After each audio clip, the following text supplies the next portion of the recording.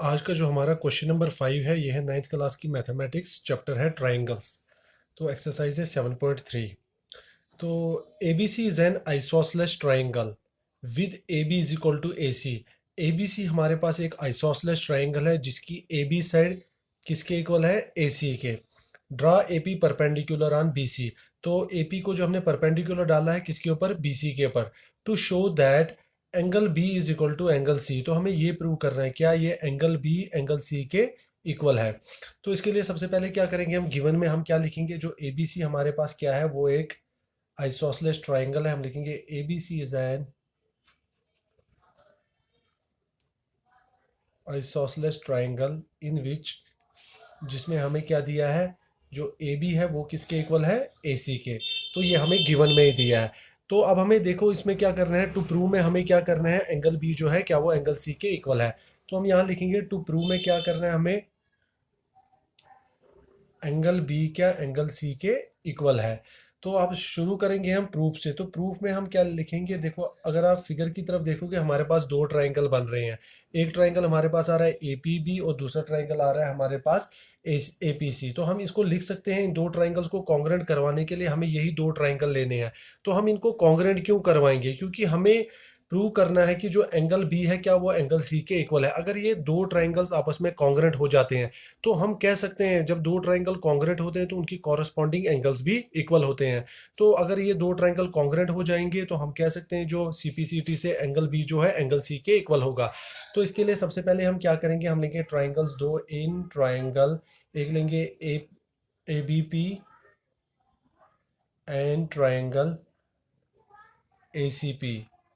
अभी आप इन दो ट्राइंगल्स में देखो, दो ट्राइंगल्स को कॉन्ग्रेंट करवाने के लिए हमें तीन चीज़ें इक्वल करवानी है। तो इन दो ट्राइंगल्स में आपस में अगर आप देखोगे, ट्राइंगल ए बी पी की जो ए बी साइड है वो ट्राइंगल ए सी बी के ए सी के इक्वल है। क्यों इक्वल है, हमें स्टेटमेंट में ही दिया था, जो ए बी सी है वो क्या है, एक आइसोसलेस ट्राइंगल है जिसकी ए बी क्या है, ए सी के इक्वल है। तो मैं यहाँ लिख सकता हूँ जो ए बी है वो किसके इक्वल है, ए सी के। तो रीजन के यहाँ पर दे देंगे हम गिवन। तो उसके बाद हम लिखेंगे एंगल ए पी बी वो किसके इक्वल होगा, एंगल ए पी सी के। क्यों, जो ए पी है वो क्या है आल्टीट्यूड और पी पे क्या बना रही है, 90 डिग्री का एंगल। तो मैं यहाँ लिख सकता हूँ जो एंगल ए पी बी वो किसके होगा, एंगल इक्वल होगा ए पी सी के। तो इसका रीजन क्या मैं दे दूंगा, ईच 90 डिग्री, क्योंकि दोनों आल्टीट्यूड्स पर हैं तो दोनों 90 डिग्री है। तो इसके बाद अगर आप देखोगे इसमें एपी जो साइड है, अगर आप एपी साइड देखोगे दोनों में कॉमन आ रही है, ए बी पी ट्राइंगल में भी आ रही है और ए सी पी ट्राइंगल में भी आ रही है। तो मैं यहाँ लिख सकता हूँ जो ए पी है वो किसके इक्वल होगी, ए पी के। क्यों इक्वल होगी, इसका रीजन हम दे देंगे कॉमन, क्योंकि ये हमें कॉमन आ रही है दोनों ट्राइंगल्स में।